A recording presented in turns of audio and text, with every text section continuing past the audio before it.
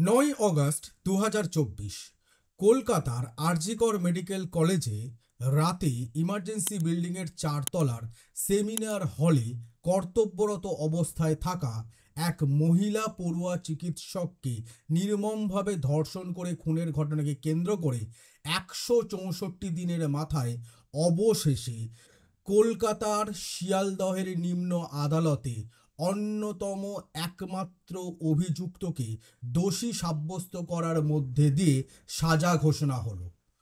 যে ঘটনাকে সারা রাজ্য তথা দেশ এবং বিশ্ববাসী বিরলের মধ্যে বিরলতম ঘটনা হিসাবে আখ্যায়িত করেছে, যে ঘটনাকে চূড়ান্ত নক্কারজনক জঘন্য বিরলতম ঘটনা হিসাবে সারা দেশ, সারা রাজ্য, এমনকি সারা পৃথিবীব্যাপী মানুষ স্বীকার করে নিয়েছে, সেই ঘটনাকে কলকাতার শিয়ালদহের নিম্ন আদালতে বিরলের মধ্যে বিরলতম হিসাবে দেখা হলো না। আর তাকে কেন্দ্র করেই আরজিকর কাণ্ডের অপরাধী দোষী সঞ্জয় রায়কে ফাঁসির সাজা না দিয়ে আমৃত্যু কারাদণ্ডের সাজা শোনালেন শিয়ালদহ নিম্ন আদালতের বিচারক অনির্বাণ দাস।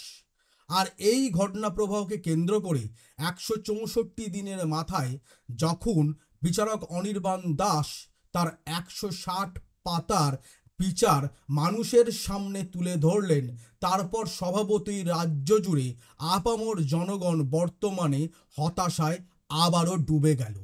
সকলে আবারও এক কণ্ঠে বলে উঠল, 9 অগস্টের পর নির্যাতিতাকে ন্যায় বিচারের দাবিতে যেখানে রাজ্য জুড়ে, দেশ জুড়ে, এমনকি পৃথিবীর বিভিন্ন প্রান্ত থেকে আপামর সাধারণ মানুষ উই ওয়ান্ট জাস্টিস রবে সরব হয়েছিলেন, তাহলে শেষ পর্যন্ত জাস্টিস আমরা পেলাম কোথায়? একই স্বর শোনা গেল নির্যাতিতার বাবা মার গলায়। একই স্বর এদিন ধ্বনিত হলো রাজ্যের শাসক থেকে বিরোধী সকল রাজনৈতিক দলের নেতা নেত্রীদের গলায়। আর এই সবের মধ্যে দিয়ে আরও একবার প্রশ্নের মুখে দাঁড়ালো দেশের অন্যতম প্রধান তদন্তকারী সংস্থা সিবিআই। আর সিবিআইকেই এই মুহূর্তে রাজ্য জুড়ে আপামর সাধারণ জনগণ থেকে রাজনৈতিক নেতানেত্রীরা একযোগে ব্যর্থতার কাঠগড়ায় তুলছে। কিন্তু প্রসঙ্গ হচ্ছে, ব্যর্থতাটা কার জন্য এদিন শিয়ালদহ আদালতে এই নক্কারজনক ঘটনাকে বিরলের মধ্যে বিরলতম হিসাবে মানতে অস্বীকার করলেন বিচারক অনির্বাণ দাস। আর সেই নিয়েই হবে আজ আশীর্বাদ দ্য ট্রুথের চুলচেরা বিশ্লেষণ। কিন্তু আলোচনায় যাওয়ার আগে আপনাদের বন্ধুরা আবারও বলবো, আপনাদের একটি সাবস্ক্রিপশন আশীর্বাদ দ্য ট্রুথের ভয়েসকে আরও জোরালো করবে। তাই আর দেরি না করে এখনই সময় নিচে থাকা সাবস্ক্রাইব বাটনটা ক্লিক করে দিন, পাশে থাকা বেল নোটিফিকেশনটা একেবারে ক্লিক করতে ভুলবেন না। আর আজকের এই রায় নিয়ে আপনার কি মতামত লিখে জানান কমেন্ট বক্সে। কোনো রাজনৈতিক দলের ঠুলি চোখে না পড়ে নির্যাতিতাকে ন্যায় বিচার দেওয়ার দাবিতে জোরালো কণ্ঠস্বর তুলুন। সকলে মিলে কমেন্ট বক্সে নিজেদের মতামত লিখে জানান ভিডিওটা শোনার সঙ্গে সঙ্গে। আর একই সঙ্গে একটা লাইক করুন আর এই প্রতিবেদনটা ছড়িয়ে দিন আত্মীয় স্বজন বন্ধু বান্ধবের সঙ্গে শেয়ারের মধ্যে দিয়ে। আর তাই চলুন কথা না বাড়িয়ে পরতে এই গোটা আরজিকর কাণ্ডের ব্যর্থতাকে আমরা আবারও 164 দিনের মাথায় যখন শেষ পর্যন্ত রায় ঘোষণা হলো, সেই পর্যায়ে দাঁড়িয়ে একবার বিচার বিবেচনা করি। শনিবার শিয়ালদহ আদালতে যখন এই আরজিকর কাণ্ডের অন্যতম একমাত্র অভিযুক্ত সিবিআই এর কথাতেও সঞ্জয় রায়কে যখন শিয়ালদহর নিম্ন আদালতে বিচারক অনির্বাণ দাস দোষী সাব্যস্ত করলেন এবং তারপর যখন তিনি জানিয়েছিলেন সোমবার হবে রায় ঘোষণা, স্বভাবতই 48 ঘন্টা টান উত্তেজনা এবং অপেক্ষার মধ্যে দিয়ে কাটিয়েছে আপামর রাজ্যের জনতা। যে রাজ্যের জনগণ 9 অগস্টের ঘটনার পর সুশীল সমাজ, নাগরিক সমাজকে দূরে সরিয়ে দিয়ে, বিদ্বজ্জনদের দূরে সরিয়ে দিয়ে সকলে সাধারণ মানুষ হিসাবে নির্যাতিতাকে ন্যায় বিচার দেওয়ার দাবিতে নির্যাতিতার পরিবারের পাশে দাঁড়িয়ে রাস্তায় নেমেছিলেন, করেছিলেন 14 অগস্ট স্বাধীনতার প্রাক্কালে সেই ঐতিহাসিক রাত দখল অভিযান। আর তারপরে রাজ্য জুড়ে 1.5 থেকে 2 মাস আমরা প্রত্যক্ষ করেছিলাম আরজিকর কাণ্ডকে কেন্দ্র করে জ্বলন্ত প্রতিবাদ আন্দোলন, বিক্ষোভ। কখনো আমরা দেখেছি জুনিয়র ডাক্তারদের রাজ্যের স্বাস্থ্য ভবনের বাইরে দীর্ঘদিন অবস্থানে বসে থাকতে। আবার আমরা দেখেছি জুনিয়র ডাক্তারদের লালবাজার অভিযান করতে, এবং সেই অভিযানেও তারা সফল হয় এবং শেষ পর্যন্ত রাজ্য সরকার কলকাতা পুলিশ কমিশনার তৎকালীন বিনীত গোয়েলকে অপসারণ করতে বাধ্য হয়। একই সঙ্গে বদল হয় রাজ্যের স্বাস্থ্য দফতরের বেশ কিছু আধিকারিক। কিন্তু তারই মধ্যে দিয়ে যখন শেষ পর্যন্ত এতটা মাস পেরিয়ে 164 দিনের পর আমরা বিচার পেলাম শিয়ালদহ নিম্ন আদালতে, তখন রাজ্যের মানুষ হতাশ। কিন্তু এই হতাশার মধ্যে দিয়েই আমাদের লড়াই এগিয়ে নিয়ে যেতে হবে। আমাদের লড়াই কিন্তু দুদিক থেকেই। একদিকে আমরা যেমন নির্যাতিতাকে ন্যায় বিচার দেওয়ার দাবিতে বরাবর সোচ্চার থেকেছি, ঠিক তেমনটাই উল্টো দিকে দুই পক্ষের যে চিকিৎসকদের রাজনৈতিক গোষ্ঠী তৈরি হয়েছে, তাদের দুই তরফের মিথ্যাচার নিয়ে এবং তাদের দুই তরফের বড় বড় বক্তব্য নিয়েও আমরা দফায় দফায় সরব হয়েছি। কারণ বন্ধুরা, আমরা একটা কথা বিশ্বাস করি, আপনি সংবাদ মাধ্যমে যতই মিডিয়া হাইপ তুলুন, সংবাদ মাধ্যমে জ্বালাময়ী খবর পরিবেশনের মধ্যে দিয়ে আপনি রাজ্যের জনমানুষের মধ্যে প্রভাব বিস্তার করতে পারেন, এবং সেই প্রভাব বিস্তারের মধ্যে দিয়ে রাজনৈতিক দলের দ্বারা চালিত ভোট প্রভাবিত হতে পারে, রাজনৈতিক দলের ভোট বাক্সের ভোটের ইকুয়েশনও বদলাতে পারে। কিন্তু মিডিয়া হাইপের মাধ্যমে কখনোই দেশের বিচার ব্যবস্থা প্রায় প্রভাবিত হয় না। আর একই সঙ্গে মানুষ কি মনে করছে, মানুষ কি ভাবছে, মানুষ কাকে অপরাধী মনে করছে, এর ওপর নির্ভর করেও আমাদের দেশের বিচার ব্যবস্থা চলে না। যদিও বেশ কিছু ক্ষেত্রে আবার মানুষের ভাবাবেগকেও বিচার ব্যবস্থা গুরুত্ব দিয়েছে, কিন্তু যদি একটু তলিয়ে দেখেন, দেখবেন সেই সকল কেসই কোনো না কোনো ক্ষেত্রে ধর্মীয় ঘটনার সঙ্গে যুক্ত।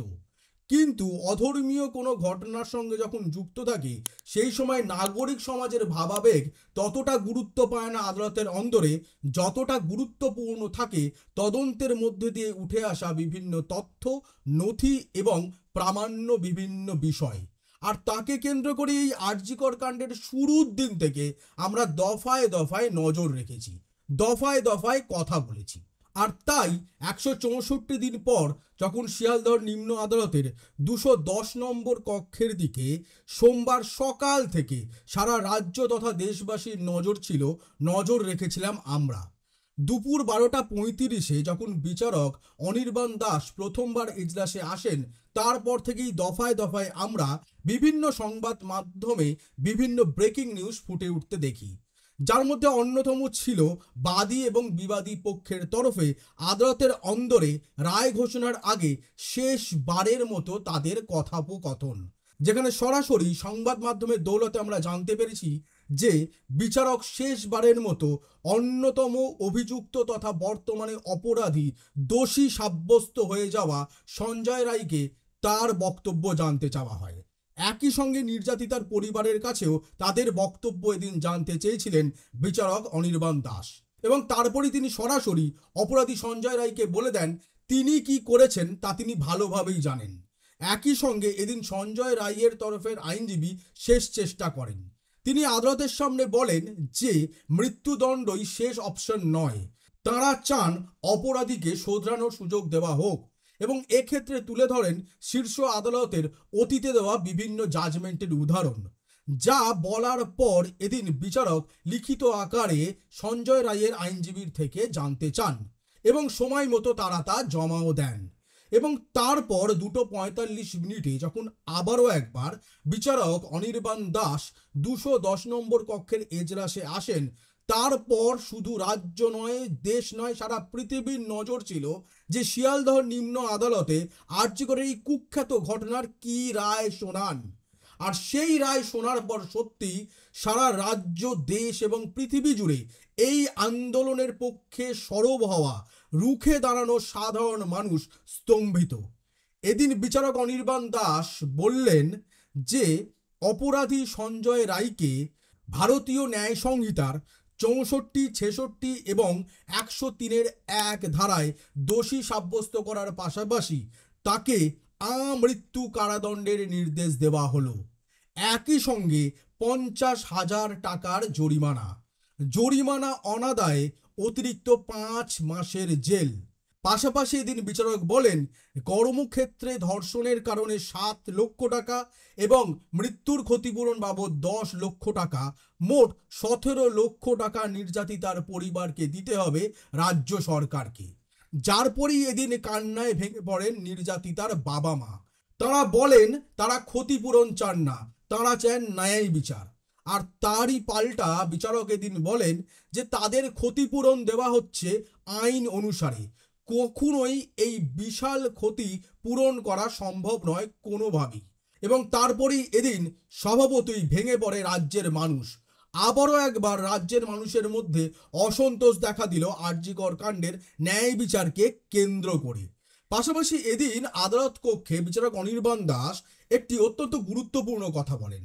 তা হচ্ছে, একদিকে যেখানে সিবিআই এর তরফে এই ঘটনাকে বিরলের মধ্যে বিরলতম আখ্যায় ভূষিত করা হলো, এমনকি আমরা দেখেছিলাম শীর্ষ আদালতে সিবিআই এর তরফে মুখ বন্ধ খামে যে স্ট্যাটাস রিপোর্ট প্রথম এবং দ্বিতীয় দফায় জমা দেওয়া হয়েছিল, সেখানেও এই ঘটনাকে বিরলের মধ্যে বিরলতম হিসাবে আখ্যায়িত করা হয়েছিল।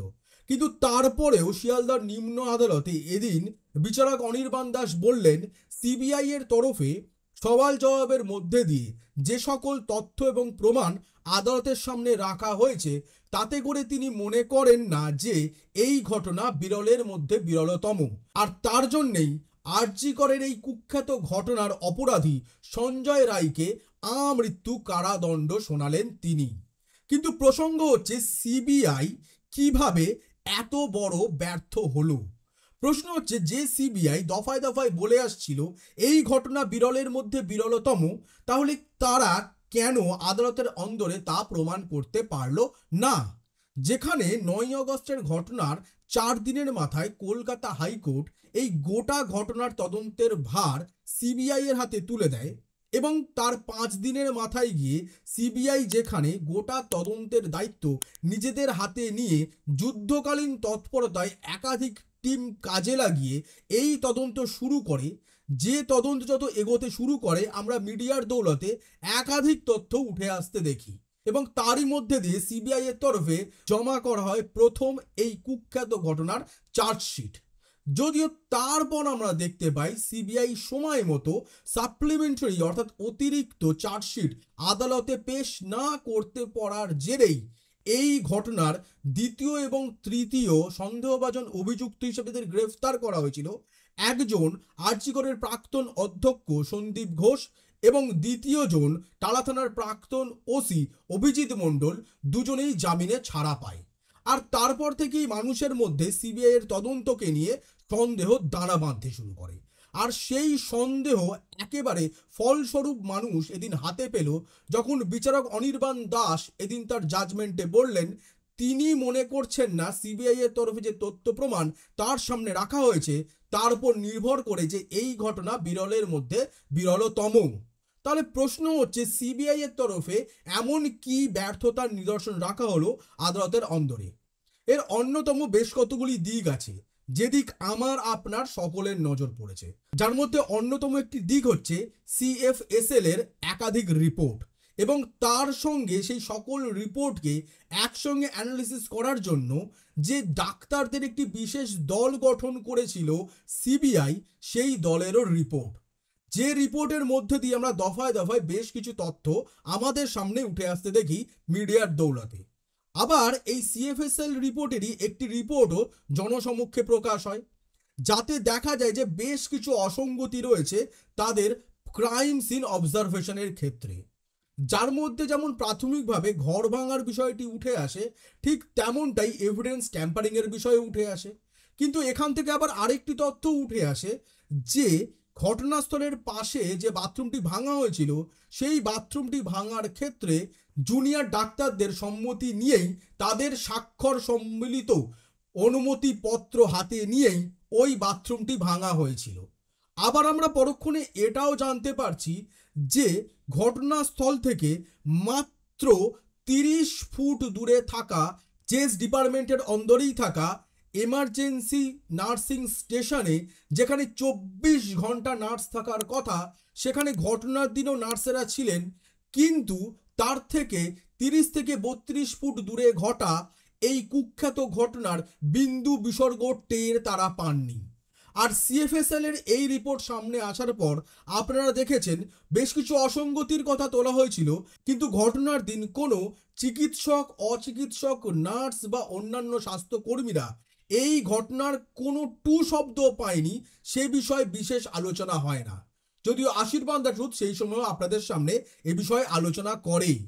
এরপরেই আসে যখন ডাক্তারদের যৌথ কমিটির তরফে সিবিআই এর করা একাধিক প্রশ্নের উত্তর রিপোর্ট আকারে সিবিআই কে জমা দেওয়া হয়, যাতে স্পষ্ট বলা হয় যে নির্যাতিতার শরীর থেকে কোনো রকম বীর্য পাওয়া যায়নি। একই সঙ্গে যে নির্যাতিতার শরীরে 4 জনের লালা রস পাওয়ার কথা বলা হচ্ছিল, সেই বিষয়টিও ধোঁয়াশায় রাখা হয়। আর এই সব কিছুকে কেন্দ্র করে এই দুটি রিপোর্ট যখন সামনে এসেছিল, আপনাদের হয়তো মনে আছে আমি আশীর্বাদ দ্য ট্রুথের এই আলোচনাতে বসেই আপনাদের বলেছিলাম, নিম্ন আদালতে যদি ফাঁসির সাজা হয় এবং সেই সাজা যদি হাইকোর্টও বহাল রাখে, তাহলে অবশেষে দেখবেন শীর্ষ আদালতে সেই সাজা যাবজ্জীবন কারাদণ্ডে পরিণত হবে। কিন্তু বাস্তবে আমরা দেখলাম শীর্ষ আদালত অবধি গড়াতেই হলো না। সোমবার যখন শিয়ালদহের নিম্ন আদালতে এই কুখ্যাত ঘটনার রায় ঘোষণা হলো, সেখানেই বিচারক অনির্বাণ দাস বললেন সিবিআই এর দাখিল করা তথ্য প্রমাণকে সামনে রেখে তিনি এই ঘটনাকে বিরলের মধ্যে বিরলতম হিসাবে দেখছেন না। তার জন্যই দোষী সঞ্জয় রায়কে এই কুখ্যাত নারকীয় ঘটনার জন্য আমৃত্যু কারাদণ্ড তিনি শোনাচ্ছেন। কিন্তু প্রশ্ন হচ্ছে, যে সিবিআই রাজ্যের বিভিন্ন মিডিয়াতে দফায় দফায় ঢোল সরব করে একাধিক তথ্য লিক করলো, জনমানসে চূড়ান্ত উত্তেজনা সৃষ্টি করলো, জনমানসে রাজ্য সরকার কলকাতা পুলিশকে সরাসরি কাঠগড়ায় দাঁড় করালো, এমনকি কলকাতা পুলিশ এবং তাদের অনুসন্ধান, যদিও এই কলকাতা পুলিশই ঘটনার 48 ঘন্টার মধ্যে এই ঘটনার সাজাপ্রাপ্ত সঞ্জয় রায়কে গ্রেফতার করেছিল, যে সঞ্জয় রায়কেই কিন্তু এদিন সাজা শোনালো শিয়ালদহের নিম্ন আদালত। কিন্তু সিবিআই এর তরফে লিক করা একাধিক তথ্যের উপর নির্ভর করে রাজ্যের মানুষের মধ্যে রাজ্য সরকার এবং কলকাতা পুলিশকে চূড়ান্তভাবে কনফিডেন্সের বাইরে ঠেলে দেওয়া হতে শুরু হয় এবং তাতে তারা সফলও হন।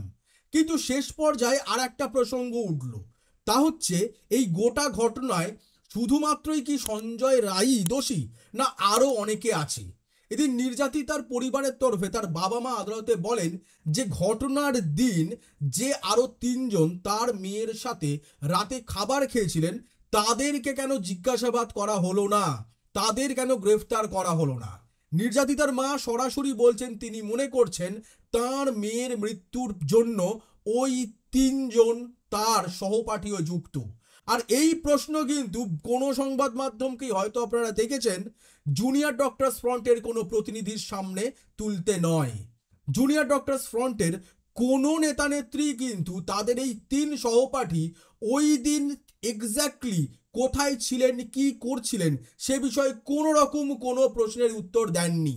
এমনকি নির্যাতিতার মা যেখানে বলছে যে তিনি মনে করছেন যে ওই 3 জনকে গ্রেফতার করা উচিত ছিল, ওই 3 জনও সমানভাবে দোষী, তাহলে জুনিয়র ডক্টরস ফ্রন্ট কেন এই মুহূর্তেও মুখে কুলুপ দিয়ে রয়েছে?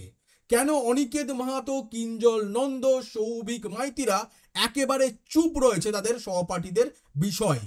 আর একে কেন্দ্র করেই সিবিআই এর ব্যর্থতা, যেখানে চরম আকারে আমাদের সামনে আমাদের রাজ্যের একাধিক ঘটনায় যেখানে সিবিআই তদন্তের ব্যর্থতা সামনে উঠে এসেছে অতীতে, সেই ব্যর্থতার আরেকটি নতুন নজির গড়ে তুলল আরজি কর কাণ্ডের প্রাথমিক তদন্ত এবং তাকে কেন্দ্র করে যে রায় সোমবার আমরা জানতে পারলাম।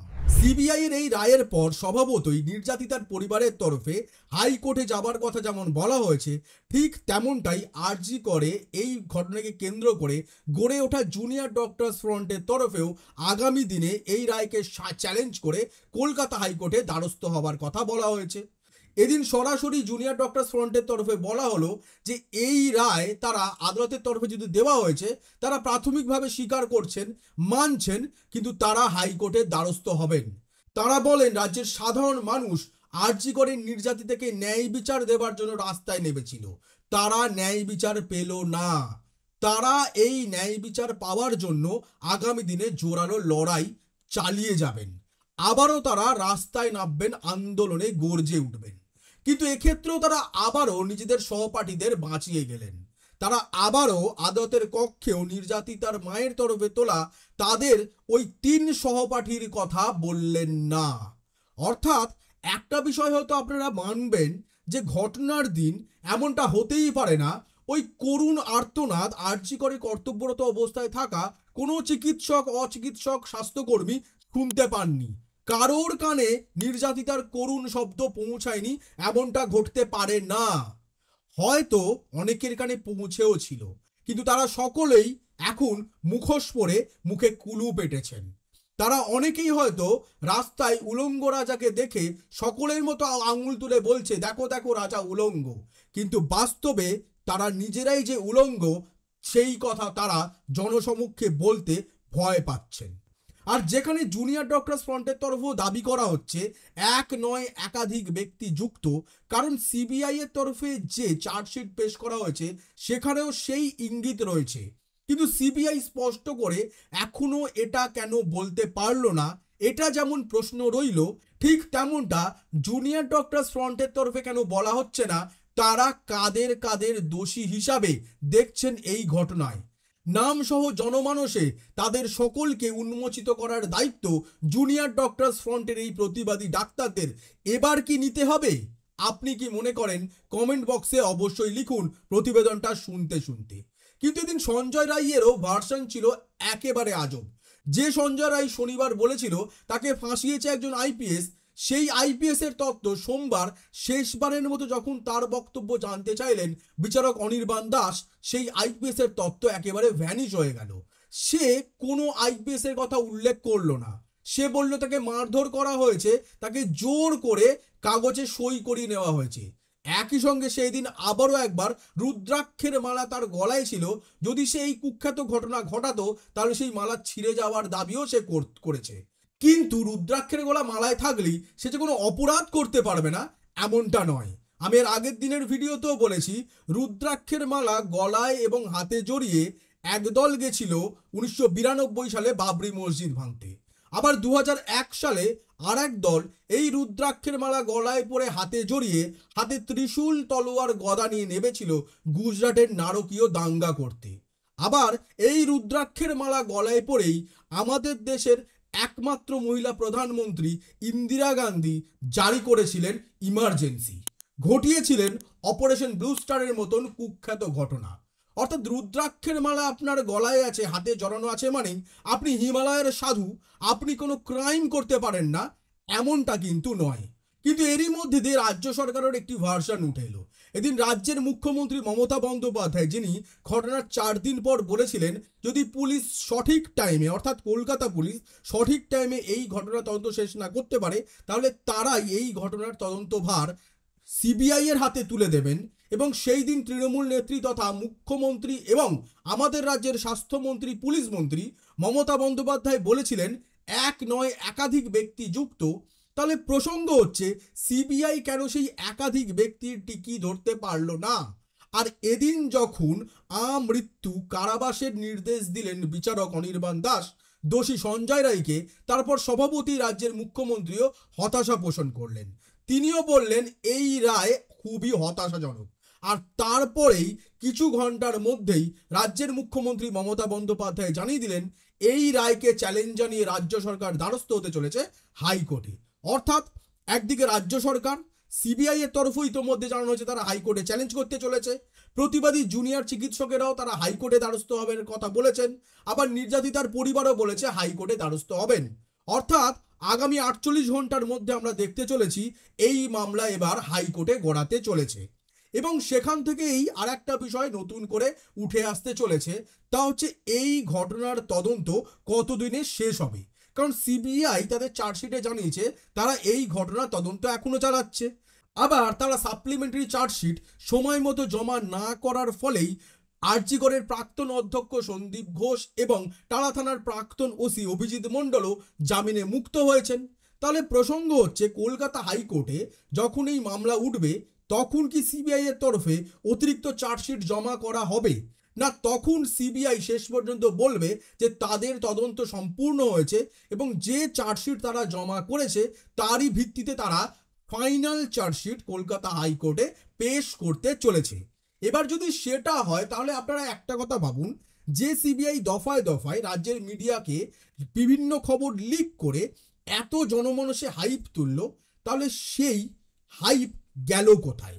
আপনাদের আমি একটা কথা বলি যে আদালতের বাইরে আপনি যাই বলুন, আপনি যাই তর্ক বিতর্ক চলুন, যত বড় বড়ই কথা বলুন, আদালতের অন্দরে শেষ কথা বলে তথ্য এবং প্রমাণ।